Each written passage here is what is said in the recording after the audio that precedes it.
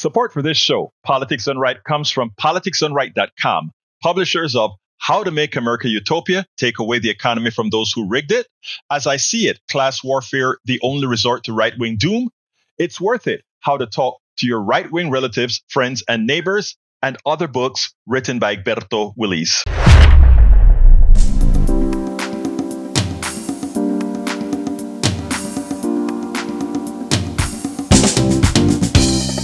Welcome to Politics Done Right. I am your host, Egberto Willies. This is a progressive program that will take the mystery out of politics. This is the program that will encourage you to make sure government becomes we the people. Whether you are liberal, progressive, conservative, or otherwise, you get to air your point of view. We are an independent media outlet that, unlike mainstream media beholden to corporations, we only owe allegiance to you. Remember, you can also send me a tweet at EGBERTOWILLIES. That is at Egberto Willies. Let us engage. It is Politics Done Right. Welcome to Politics Done Right. I'm Egberto Willies, your host. Good morning, Houston. Good morning, Harris County. Good morning to the great state of Texas. Good morning to Northeast Louisiana, or rather, Northeast Texas, North, Southeast Texas, Northwest Louisiana, Northwest Louisiana, Southwest Louisiana. What's wrong with my thinking? Did I stay up too late? Taking care of business with the good old speech, that great speech that Donald Trump got or did. Is that the problem? Anyway, good morning to the rest of the world. Good morning to every nook and cranny that is getting our signals through via our 100,000 watt transmitter on those little devices called radios for those who are still receiving FM signals. And of course, the world through the great creation of the internet. Anyway, folks, did you see the convention last night? I've been watching it every single night. And you know what, man? It's entertaining as hell. Completely different frame, completely different. I'm going to the studio in a minute, but I just have to say this. Completely different world. Another reality. Wow. Anyway, my brothers in the studio, Los Genios, the geniuses. Good morning, Howard. Good morning, Jacques Van Beba. Well, good morning, Egberto, and welcome back from the alternate universe of the Republican National Convention. 100,000 watts radiating all over Southeast Texas. This is KPFT Houston. That is our legal ID, which I forgot to put in this morning in the stack. So, no, I have been avoiding the Republican National Convention like the plague. You know, I'm very surprised that building is still standing, that a bolt of lightning didn't burn it down because of all the lies coming out of there and all the, okay, well, we're going to talk about being the party of the lost worker, the party who supports the lost citizens. Yeah, okay. Look at your policies and then tell me what you're doing. So like I said, I have been avoiding it like the plague. I did hear some of it on our HD2 channel as we were going to carry it again tonight from 7 until 9. Why, I don't know, but here it is. And I'm doing good. No rants this morning. So Jack, he's got a full page of wisdom over here. A page and a quarter of wisdom. My God, let's get to this thing because it's got to be good. Oh, it's Medicare take advantage of you, man. I mean, there's a lot to talk about there. I'm going to try to explain how they set this thing up. Someone mentioned yesterday that when politicians and marketers name something like Medicare Advantage, the name often disguises the true nature and intention of the bill. The name is made to trick and fool the consumer into taking an action that benefits, in this case, the insurance provider over the patient. The true nature of Medicare Advantage is Medicare take advantage of the taxpayer, which is you. Here's the scam. Medicare Advantage's selling point is no out-of-pocket experiences. This is the dope deal. The first one's free. This is the lie. You pay a premium each month over what you pay for your Medicare. So you do pay out-of-pocket expenses each month. Mm-hmm. The Medicare Take Advantage of You bills Medicare for your care at a profit. Profits off your premium, and then they profit off your premium. This is they're paying themselves twice, 2 times. Double dipping In the taxpayers' pockets. This is how the private insurance companies pull profit out of the taxpayers' profit. It's a total scam, Egberto. Remember, Yes. the corporate mantra is privatize the profits and socialize the costs. Medicare Take Advantage of You is a prime example of how they do this. The reason George W. Bush created Medicare Advantage was to undermine Medicare and flip the unsuspecting public into private insurance and get rid of Medicare altogether. that bum. That was the plan. That was his Grinchy plan. Looks like it's working. And you nailed it. And actually, yeah, sadly, and that's why we have to try to reverse that trend. So thank you for picking up on that, Jack. I think that is so important, but before I get into the Medicare, which I really, really want to do, unless we, I don't know if you guys realize, yesterday our listeners completely dominated the entire time space of the program, which I enjoyed. I enjoyed it. I'm not complaining. I enjoyed it. But from the time we started yesterday till we ended, those lines were, every single one was taken. So maybe we'll get to some of the show today. We'll see. But Yeah, by the same, you had like 14 callers yesterday. yeah, it was $14 constant. in an hour. That's Yeah. pretty amazing. It was constant. So anyway, folks, the number I will still say, you come first, 281, or rather 713-526-5738. Again, that number is 713-526-5738. But here's the deal. I want to start with the convention because, last night was the night that Trump accepted the nomination for the for the presidency. And it was very underwhelming.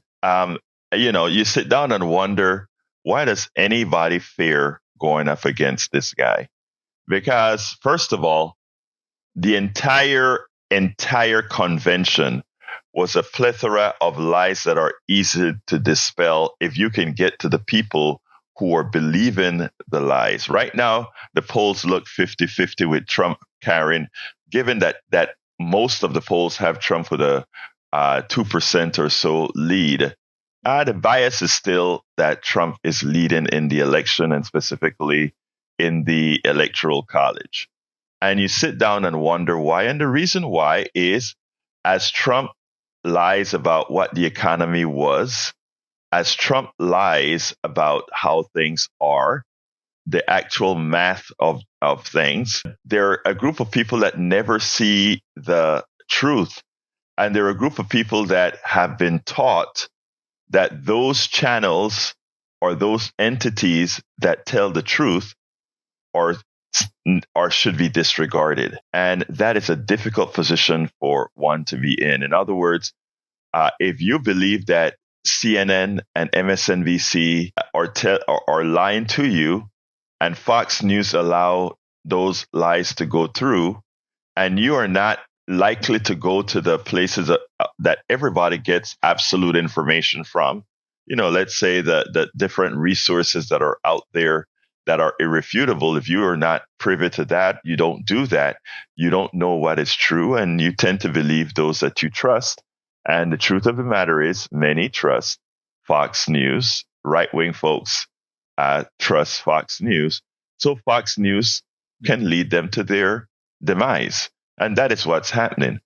Right now, if you listen to everything that was said, the vast majority of what was said at the convention are easily provable lies, from the state of the economy to the state to the things that Trump claimed to have done, how tariffs behave. All of that completely false.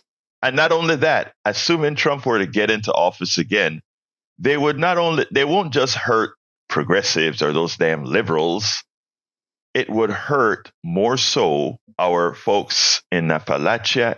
It'll hurt our poor people. It'll hurt our working class people. One good example is the support. He comes out and he says, we are going to ban the electric car, not ban electric cars, but ban the subsidies, etc., and all these things for electric cars.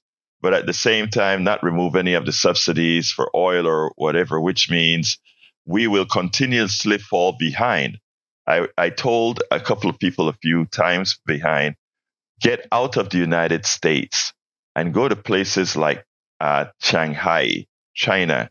Take a look at their electric car industry and what's being exported by China to Jamaica and to all these other places that, places we like to just look at as third world countries and find out what they're doing electrically with solar and green energy and how they are moving on. And we continue to just put our heads in the sand and convince a lot of our folks to be less than smart in what the future brings, in what it is just amazing that we have a sect that is willing to damage willfully the American population.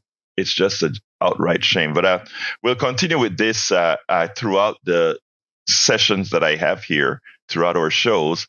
But after I answer these calls, I'm going to try to get a little bit into Medicare Advantage. So let's go ahead and bring Johnny into the discussion. Johnny, Mayor of Politics Done Right. Good morning, my brother. How are you doing? I've done better. I've done worse. So same as always, right? How's are you? Don't tell me you're having a migraine again. No, not yet. So God forbid that. Don't wish that on me. So last night, I kept looking at the clock all the time that I was watching and listening to Eric Trump before his father came up on stage. That guy was boring me to tears. I looked at the clock, and I think it was 8:55 p.m. on my watch. And my watch, they run about 2 minutes fast, so whatever the time that is. And I was thinking to myself at that point, I says, this guy has been on 10 minutes too much. And he went on and on. And then his father come up on stage, and about, as near as I could tell, somewhere between 40, 45 minutes into Donald Trump's speech, I nodded off for about 5 or 10 minutes.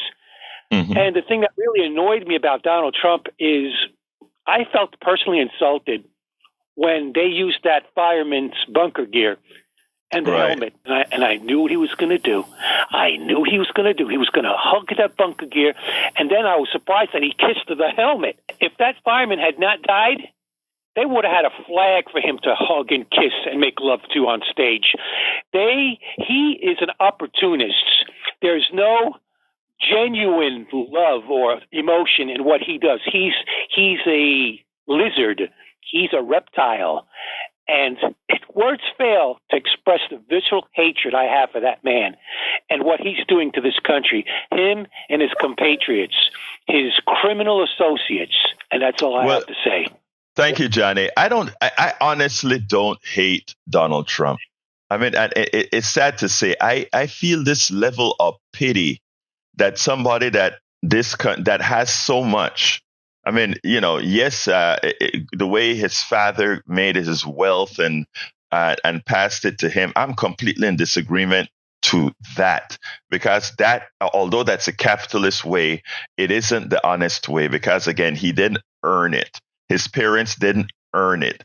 They got it through the magic of, well, you know how to work the capitalist system. No billionaire in this country has earned their billion. And anybody wants to discuss that, we can. Nobody earned $1 billion. But that said, Johnny, for somebody that grew up with so much to be in the stage that he is in, I don't think it's hate we should feel for him. I think it's pity. He's not a happy man. He has all the money that he can use from others, because remember, he's not really all that rich comparatively, but he's not a happy man. Thank you, Johnny, for your call as usual, my brother. Real quick, you just said something to Spike. I feel pity for some of the people in that convention center.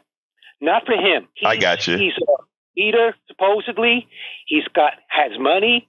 He's an adult. He's 70 plus years old. He's got life experience. He should know better. And he's competent and he's criminal and he needs to be prosecuted. You know, Johnny, Nope. when you say he knows better, that is what makes somebody evil. When the wrong that they're doing is done knowingly that they harm people and they do it, that is what makes it evil. You're absolutely right. Thank you, my brother. You have a great one. He steals money. He steals money from people in nursing homes as part of his grip. He's evil. Yeah. He needs to be punished. Thank you, brother. Let's go to Brother Tag. Come on in, Tag. Egberto, as usual, you've hit the nail on the head this morning. Thank you, my brother. Talk to me. Everything you say has got the absolute truth. You know, I was brought to my attention about how endearing JD Vance was last night with his little story about his grandma having 19 loaded guns at her reach anywhere she went in her house. Did you hear that one?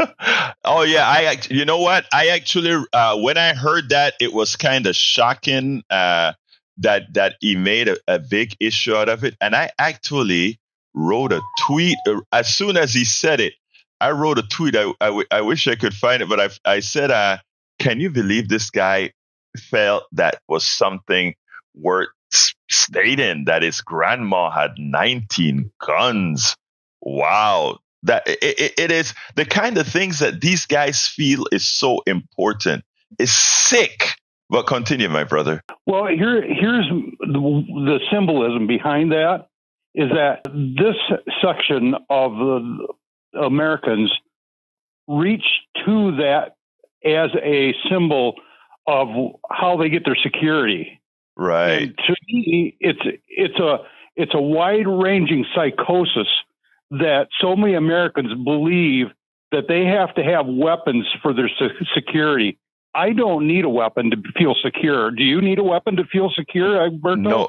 No, I don't. I honestly don't. I mean, but you know, I don't need anything that harms another human being to feel secure. I make sure I try to put myself in positions that don't put me at risk.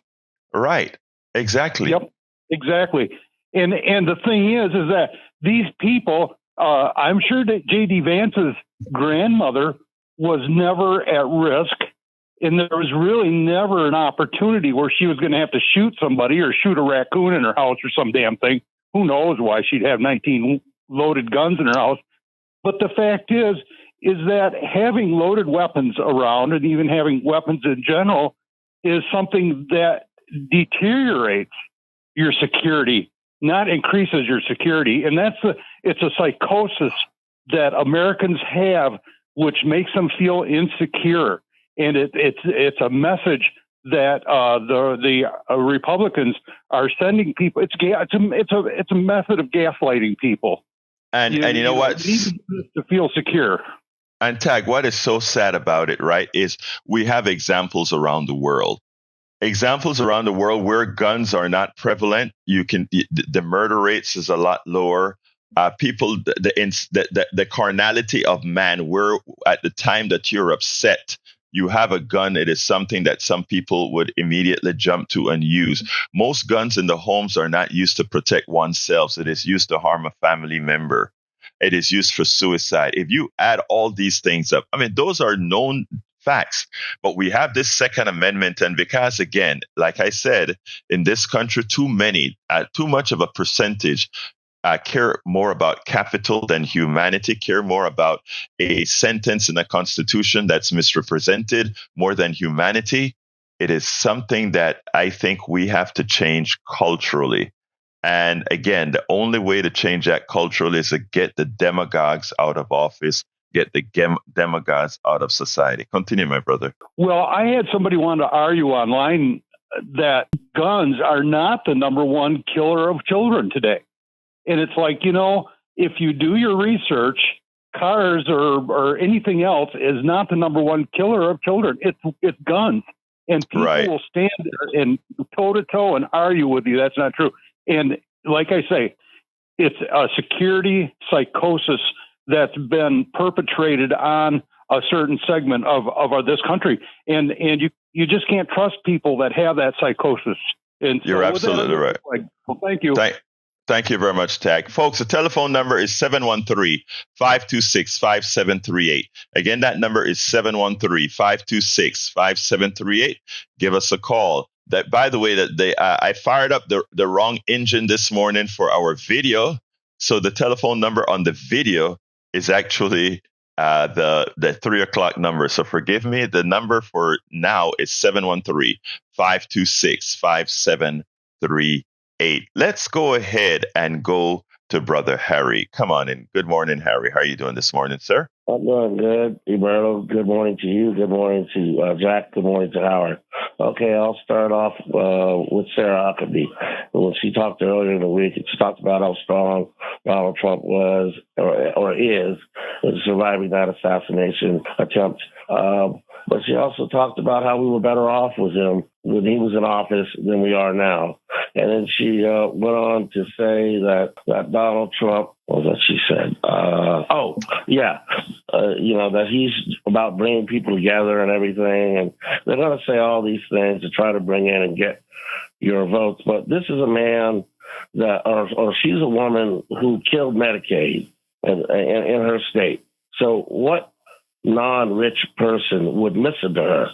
Now we'll go on to the vice president, JD Vance. He's talking about, when he talked, that he's talking about that he's for the worker. The party's going to be for the workers, that it stops with Wall Street. Well, and Elon Musk is going to give $45 million a month to elect Donald Trump. I don't know about that. And then he says he pointed some things that Joe Biden did. He voted for NAFTA. He voted for the Iraq War, and that is true. But I don't know that they are gonna bring people together and they're for the worker, and they're going to help the employee, and that's going to be better for the employee, and they're going to not be about Wall Street and Reaganomics and trickle down, all that stuff that Reaganomics is tied to, that they've been doing over the last 40 years with their neoliberalism. And Donald Trump said a lot of things, being humble, saying it doesn't matter what your ethnicity is, creed, color. He's going to be for all Americans. Then he says, with foreign policies, if he gets in there, he's going to end the Gaza war. He's going to end the Ukraine war within 24 hours. Well, how is he going to do that? Well, just thinking about it, I just think, what his plan is to stop giving aid to the Ukraine. The Ukraine is worried about that, so he's worried about it, and just not be united with Europe to stop Putin from taking the Ukraine. And then, thank you. Harry, got to go. Got you your 2 minutes and 45 seconds. Right. Thank you, my brother. Let's go ahead. Thank you, brother. Let's go to Shara. Come on in, Shara. Hi. I want to talk about the fear-based media. I'm 55 years old, and every little bit of the media, like the television news, everything was fear-based. So that's how they get people to pay attention to them. I mean, I remember seeing one on, the little conveyor belts at the grocery store. Oh, the hidden danger of the germ. I mean, every bit that's fed to the American people is fear-based. Just like every bit, in every movie, just about every TV show, there is Zionist propaganda. I mean, it is just there. I mean, if you want to you could make a zombie Hitler movie. Any movie that, is about World War II, Hitler, Jews being victimized, it's going to be produced. And, whoever controls the media controls the masses. Our police get trained in Israel. I used to live in D.C., and the police would drive around with their lights flashing all the time. And they got that from one of the higher-ups going to Israel. And it makes you feel, I don't trust the police. I grew up in a predominantly black neighborhood. I do not trust them. Never will, because, they're not for us. They're not here to protect us in the least. They're here. 1979, in the town I grew up in, we had an anti-Klan march with the Communist Workers of America, and the Klan showed up and shot at least 2 or 3 people. There, some people expired, and the police stood by and did nothing. So I'm just done with the system in the United States. I'm just done. Let me just push back on a few things. First of all, just like you feel about for a large percentage of the police that let me tell you who I'm a Afro-Latino Caribbean man. I hate to say that just because somebody's going to say, well, you're playing the race card. Well, the way I feel about the police officers, I'm a professional, I'm a writer, I'm a blogger, I'm a author. I do all these things. And whenever a cop is behind me, I still have my heart in my throat. Because again, as far as I'm concerned, I know what they see. Now, I want to get that out of the way. I also feel that the police system is biased against some. I honestly live that. So I don't need anybody to prove that to me. I've lived it my entire life here in the United States. But where I want to push back on you is I want us to start looking at things not from this is done by Israel or the media, sort of imply who controls the media and that sort of stuff. Capitalists are the issue, not the ethnicity, not the nationality. It's an economic system that has caused that lives on doing the things you just articulated, which you're absolutely correct about. Keeping us in fear all of the time, keeping us fighting against each other all of the times. All of these things are done to maintain a certain hierarchy in the country, in the Western world. And, so all of us workers, the working class, the middle class are really on the same team. And the issue is we have to be kept divided for the small amount of people that control our overall being to be successful. So what I'm trying to tell you, Shara, is that I get you. I read most of what you're saying. In my opinion, I could be wrong. I got a twinge of maybe putting things on Israel as a whole, as opposed to on an economic system as a whole. That's all. Anything else you want to add to that, Shara? I would like to say I am extremely anti-capitalism. Extremely. I have lived outside of this country, and once you live, in a normal country, I was in the Netherlands. It is, you come back to this country and you think, oh my God, this is, for most of us, a third world hellhole. So, I am very anti-capitalist. I'm glad you use the Netherlands as an example, because the Netherlands is the place that has blended free enterprise. I don't call what they have capitalism. I call it free enterprise, because they have a very good social safety net where everybody feels whole. And that doesn't mean they don't have rich people. They have rich people there too. But again, the working class has not been forgotten. Now, of course, they're trying to get, a lot of the right wings are trying to get into the Netherlands and control things. But Shara, thank you so kindly for your intellectual conversation. You have a wonderful rest of your day. You too. Thank you. Let's go to Augie. Come on in, Augie. We're going to get to Augie in a little minute. But folks, the number is 713-526-5738, 713-526-5738. And here is Augie that's going to be made hot right now. So, Augie, you're hot. Good morning. Boy, that was Trump talked a long time with the 40 minutes worth of lies. Oh, my God, it was rough. And you know what? I say, this is what I say, Augie. I had to listen to it so that you guys don't. Right. Well, the Republicans that I know of, they don't listen to it. They don't even watch it. I have to tell them about what he said. Like the firefighter, Biden called the family right away. Trump didn't call that family until after Biden, the day after Biden did.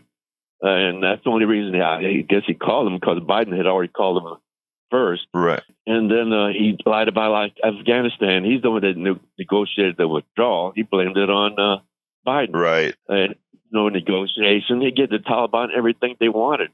He even gave them the date that Americans were going to leave. And so the Taliban had plenty of time to plan that bombing that they did, because Trump told them, we're leaving on this day.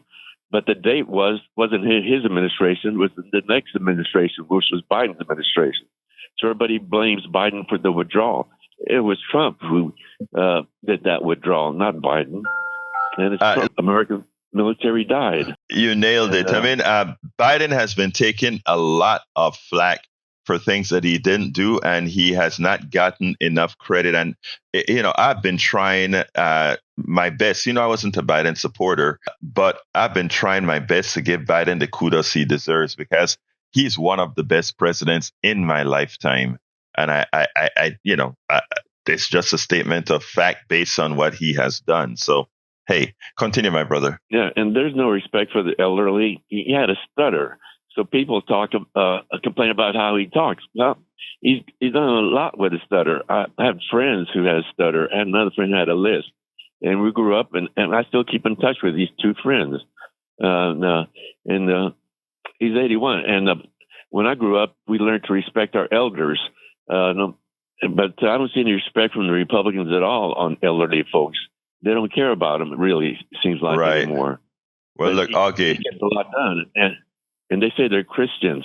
Well, look in the New Testament. You judge a person not about the way he talks or what he says. You talk by his actions. Nobody is judging Biden on his actions, all the stuff he does. But anyway, that's it. Thank you, Augie. You, Jack, and Howard do. Bye-bye. Thank you, my brother, for calling, and thank you for being a great supporter of KPFT. Let's go to my brother, Donald. Come on in, Donald. Hey, good morning, Egberto. Good. You know who Bob Good morning, Ross brother. Is, right? Good morning. Say that again. You know who Bob Ross is, right? We need to get you a hair like him, and you need to be Egberto Ross and paint the picture that you want the world to see. Now, it's all in the perception of the way you paint the picture. And people can't see through certain things because hate, there's another four-letter word that's called love.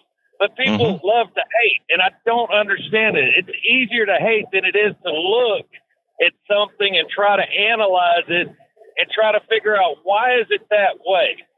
And, 19 guns is a little far-fetched. Now, right. I could say 6 or 7 because I grew up around guns my whole life. Now, if you go in the gun cases, there's probably a little bit more. But, yeah, there's rounds, ammunition. But we were hunters and fishermen, and we had bow and arrows. We had knives. Right. That's because when you're poor, that's all you got to do. Hey, but wait.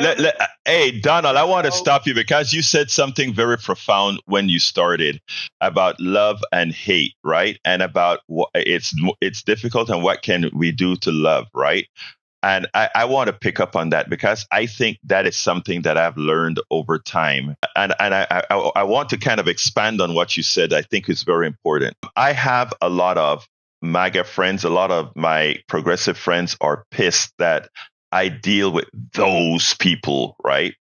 And the way I can move from, I'm just saying this is my personal thing here. The way I move from hate, the propensity to hate to actual love is to realize that the way of being that we all are, whether we are sexist, homophobes, racists, or all the other isms that we may want to call others or even ourselves, right? All of those things had a birthplace. All of those things were born external to us as human beings.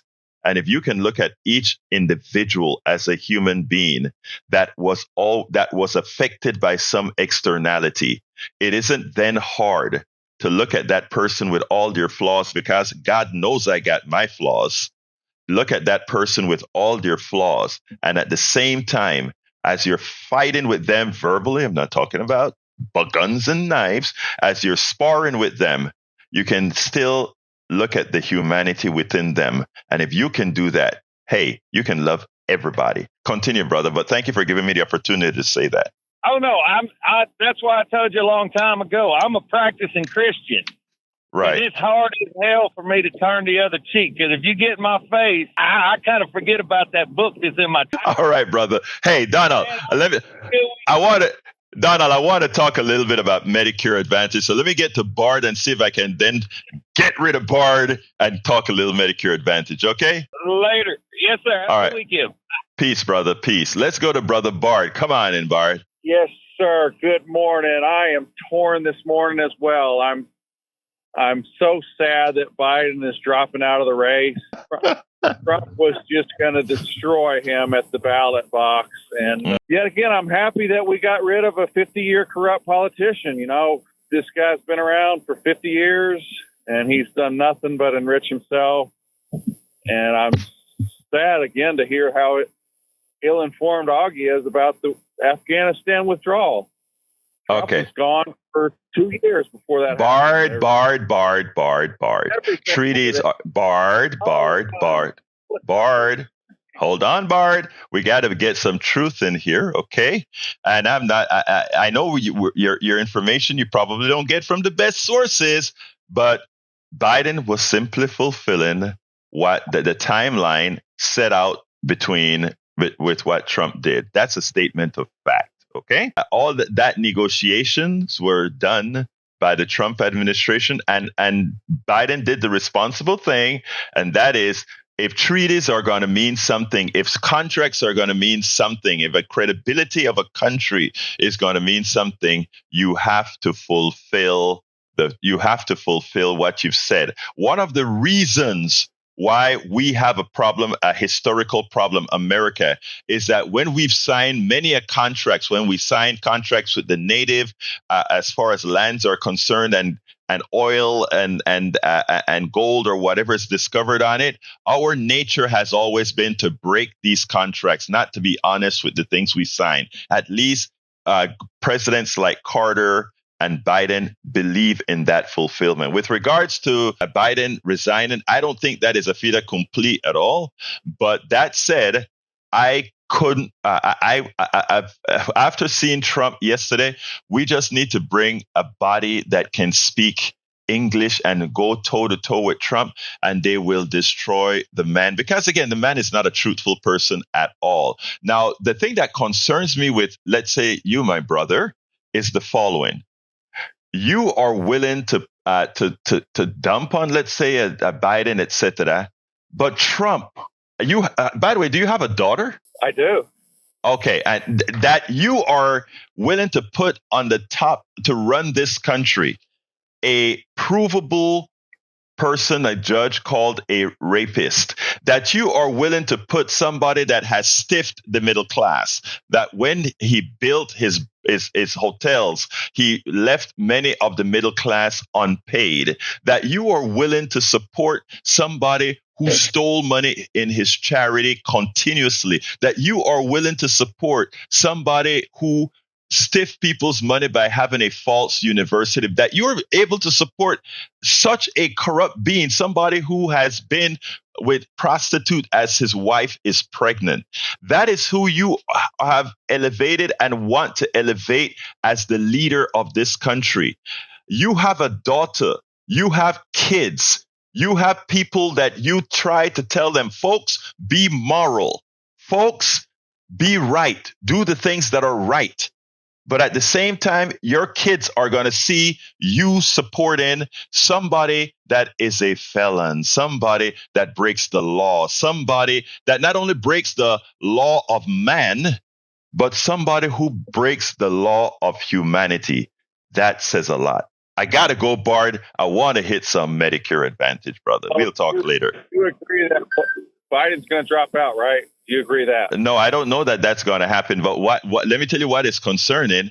That after I've described truthfully who Trump is, that's the first question that you jump back to. That tells me there's a pathology there, and I don't know what it is. I got to learn. I got to figure out. I have to further understand how all those things that I just said doesn't really have an impact on how you feel about that guy. But we'll talk another time. I got to get the Medicare Advantage. All right. Thank you, brother. All right, folks. I want to get to Medicare Advantage because Project 2025 wants to supersize the profit-seeking Medicare Advantage. And I'm going to read this piece real quick from Common Dreams. Very important. Conservatives have done the United States a huge favor by explaining in detail what they'll do if Donald Trump is reelected. Project 2025, a presidential transition project of the Heritage Foundation, helpfully lays out how a group of former Trump officials would like to transform the country into a right-wing dystopia where the rich thrive and the rest of us die aspiring to be rich.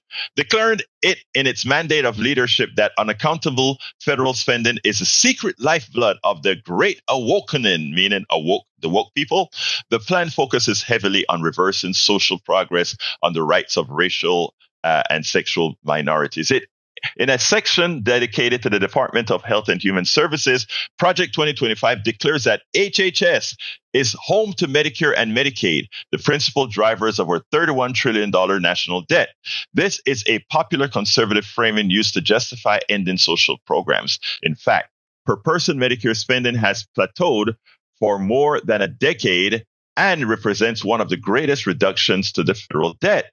While admitting that Medicare and Medicaid help many, the authors of Project 2025 nonetheless declare the programs operate as runaway entitlements that stifle medical innovation, encourage fraud, and impede cost containment, in addition to which their fiscal future is in peril. To solve these imaginary problems, they suggest making Medicare Advantage a default enrollment option rather than traditional Medicare. In other words, they are saying go kill yourself as opposed to getting good care. That's my words. But Medicare Advantage is not a government-run healthcare program. It's merely a way to turn tax dollars into profits to private health insurance. The more that Medicare Advantage providers deny coverage, the more money their shareholders make. There is no incentive for them to cover the healthcare needs of seniors. There is plenty of evidence that Medicare Advantage programs not only fleece taxpayers by submitting inflated reimbursement bills to the government, but also routinely deny necessary medical coverage. And for those who haven't yet found that with their Medicare Advantage, you will. In other words, they are drinking out of both sides of the government. The Center of Economic and Policy Research pointed out in March 2024 paper that the insurance companies that run these Medicare Advantage plans spend significant sums of money to blanket seniors with marketing, while relying on heavily restricted networks that damage one's choice of provider, along with dangerous delays and denials of necessary care. But Project 2025 claims without evidence that the Medicare Advantage program has been registering consistently high marks for superior performance in delivering high quality care. That's a categorical lie that is disproved very easily, folks. So you have a document in Project 2025 that is a standard bearer of what Trump will be running his master plan off of, that simply comes out and lies to you. Medicaid, the program that covers health care for the lowest income Americans, including millions of children, is also a major target of the conservative authors. They want to add work requirements to the benefits, adapting the familiar conservative trope of low-income Americans living off tax dollars because they're too lazy to work. And like the Medicare Advantage programs, they want to allow private insurance to get into the game. Calling Medicaid a cumbersome, complicated, and unaffordable burden on nearly every state, Project 2025 complains about the program's increased eligibility, while at the same time claiming to care about how it impacts those who most need it. But a June 2024 report by the Center of Budgets and Policy Priorities concludes that Medicaid's expand eligibility rules have helped insure millions of Americans who would otherwise be uninsured and save money in state budgets. Most encouragingly, the people who gain coverage have grown healthier and more financially secure, while long-standing racial inequities in health outcomes, coverage, and access to care have shrunk. That's the benefit of having a Medicare, a Medicaid, etc. It helps people. It makes people healthier. It believes in humanity. It's a humane program. And that's what they want to get rid of so that a few others will make a bit more money. Project 2025 claims to have the underlying ideology to incentivize personal responsibility, as if its authors simply want Americans to begin acting like responsible grown-ups. But they mysteriously don't adapt this same standard to wealthy elites, perhaps because that's precisely who they are. We must remember what all these people that profit from government programs are. They are parasites. Most of the wealthy that are getting their stipends from the government in the form of, oh, we're going to give you Medicare Advantage. Oh, we're going to be the private sector that's more efficient. It's a matter of being parasites on your dollar. You work and they get paid. You work and they get paid. And when we can open one's eyes to the fraud that is our economic system, then we will get a more equitable system, my brothers and sisters. When I come out and I say this economic system hurts people, a lot of people want to say, oh, you're a damn communist. I am not. I believe 100% in free enterprise. I believe in the types of companies that I have formed. I believe in all these issues, but the thing about it is the following. And I'm going to go to Brian in a quick way, but I want to tell you something. I want to tell you about this economic system. I believe in free enterprise. You should be able to go out there, create your grocery store, create your restaurant, all of that, and pay your taxes and live a good life. But that's not the economic system today, and it has never been. It has always been a parasitic form of an economic system where you getting any benefit is if it's a byproduct of what the wealthy corporate elite gets, that's fine if you make a few bucks on it. But in the aggregate, that's not how it works. I have a caller, so I don't have that exact time to go over all of this. Let's go to Brian. Come on in, Brian. Yes, good morning. Thanks for all the good morning, sir. work that everybody does at the station. Thank you, sir. Okay. Now, I want to talk about, first, I'll go back into 2025 that the left wing hates so much. But my first point is everybody knows Quincy Jones, right? I know Quincy Jones.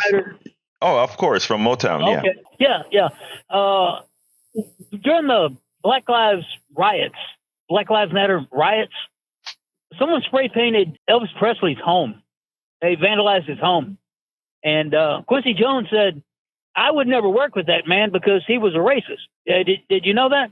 No, I didn't know that. Yeah, Quincy Jones said Elvis Presley was a racist. But it's really weird that Muhammad Ali said he was the nicest non-racist man he ever met. Saw a picture of Muhammad Ali with Elvis Presley. Elvis Presley was giving him a karate chop G or something, their uniforms that they wear for martial arts. Yeah.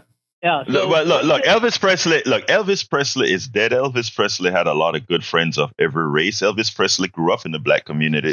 To put it bluntly, Elvis Presley took a lot of what he did from, in fact, the black community. Whether Elvis Presley is a racist or not, or whomever is a racist or not, for people that have no power over me, I don't really. It doesn't really matter to me. Again, I don't know how that involves our conversation, Brother Brian. Tell me, what are you trying to get at? So who's a liar, Quincy Jones or Muhammad Ali? I have no idea. That's above my pay grade. I have no idea. Racism is on both sides.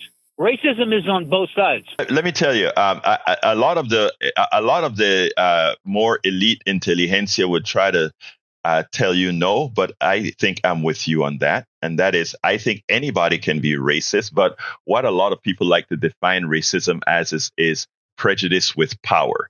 And I think for the average person, that gets too much into the weeds. I know what they're saying. I understand what they're saying.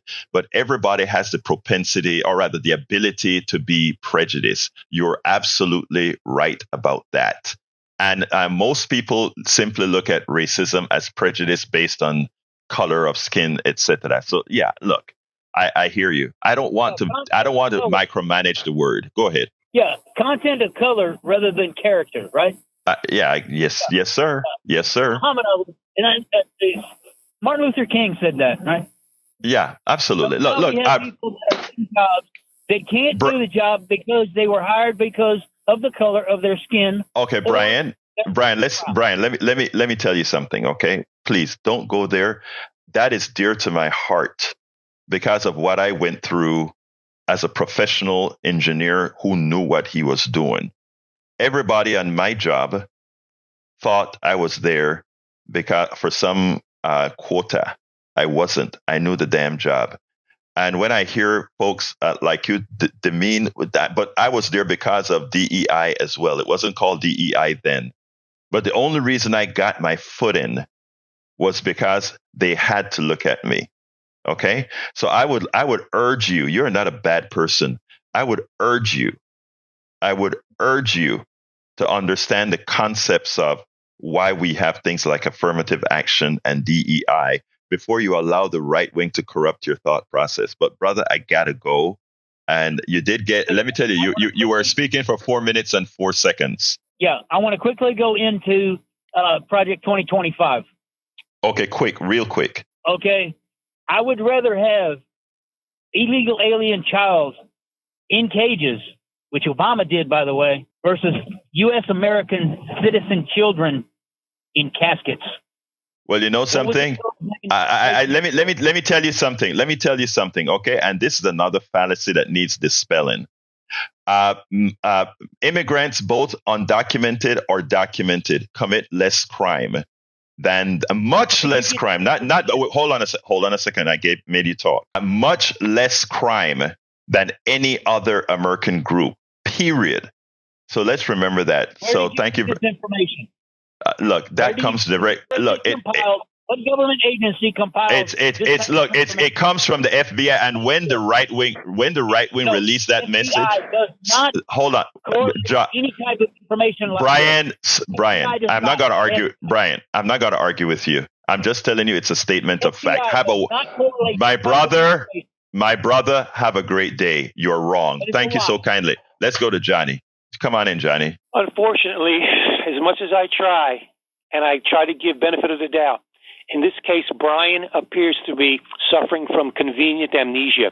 You recall back when Barack Obama was in the White House, you remember what his party, his people, his tribe did? They inferred guilt by association upon Barack Obama because he went to a church service by Reverend Wright, who, by the way, was speaking the truth about the American history. Right. So let's not forget that. And by the way, if they can use guilt by association, then I could do the same thing with Richard Nixon and Elvis Presley.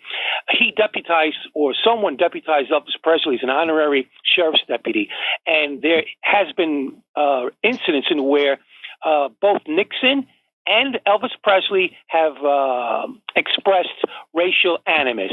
So there you go. Goodbye. Thank you, Johnny. Have a wonderful rest of your day. And I am sorry to the chat that I didn't salute all of you. Deborah says, hello, Egberto. Keep up the good fight. Thank you, Deborah. Eric Hayes, welcome to Politics Done Right. Likewise, Billy, Allison, Irwin, as well as Alizadin Dreams. Welcome to the chat and enjoy the conversation in chat. Anyway, we're coming close to the end of the program. And look, I think it's important for us to look for real truth. It is lazy for us to just parrot what the right or anybody else is telling us without any further research. It is lazy. And not only is it lazy, it is dangerous. At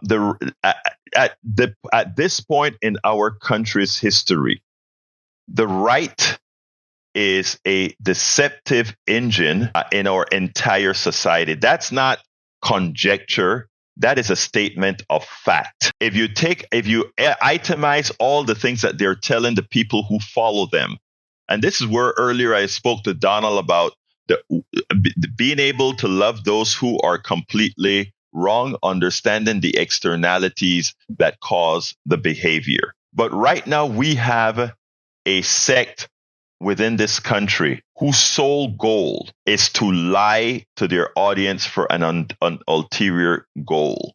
I want you all to understand that. And those of you on the right who are listening to Politics Done Right, I want to thank you from the depths of my heart. And hopefully I'll be planting seeds, not for you to sit back and believe me, but for you to at least get the urge to go and do your own research. And I am comforted by, if you do your own research, you would come to the same conclusions that I have.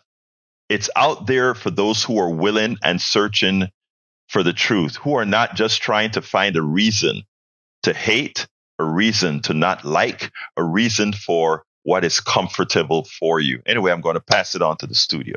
Oh, I just wanted to invite everyone to come out to the Watermelon Dance and Summer Social coming up today. This is day one. They've expanded it to 2 days because everyone wants to dance with a watermelon. Club. Going on to the Cotton Club at 3422 North Shepherd. Starts at 5 o'clock this afternoon. We want you to be there. We will be there broadcasting live on Saturday. Let's see. We've got Elevator Prozac, Bluegrass Depot, and 50 Years After with Stewart, all live on location. So come on out and see us. And with the tin cans of string holding up and the creek's not rising, we'll be there. So that's my invitation to you. And maybe Egberto Willies will make a special guest appearance too, like he did last year. Yes, I'll try my best. It's going to be a lot of fun. Okay, Jack, what you got, man? Well, the Medicare Take Advantages companies just take advantage of everybody's tax dollars. All right. Anyway, folks, thank you kindly for being here with me. Love you all. And I mean every single one of you. My name is, don't forget, I didn't get to cover a whole lot of my stuff, so you can find it at politicsdoneright.com/newsletter. politicsdoneright.com/newsletter. Program is prepared for you every day. My name is Egberto Willies. This is Politics Done Right, and you guys know how I end this baby. I am what? Out. Support for this show, Politics Done Right, comes from politicsdoneright.com, publishers of How to Make America Utopia, Take Away the Economy from Those Who Rigged It, As I See It, Class Warfare, The Only Resort to Right-Wing Doom, It's Worth It, How to Talk to Your Right-Wing Relatives, Friends, and Neighbors, and other books written by Egberto Willies.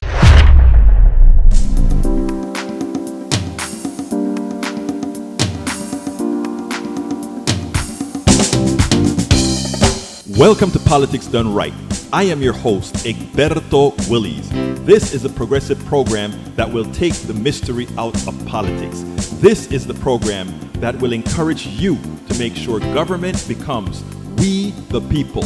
Whether you are liberal, progressive, conservative, or otherwise, you get to air your point of view.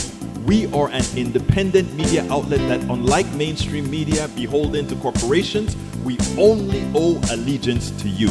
Remember, you can also send me a tweet at EGBERTOWILLIES. That is at Egberto Willies. Let us engage. It is Politics Done Right.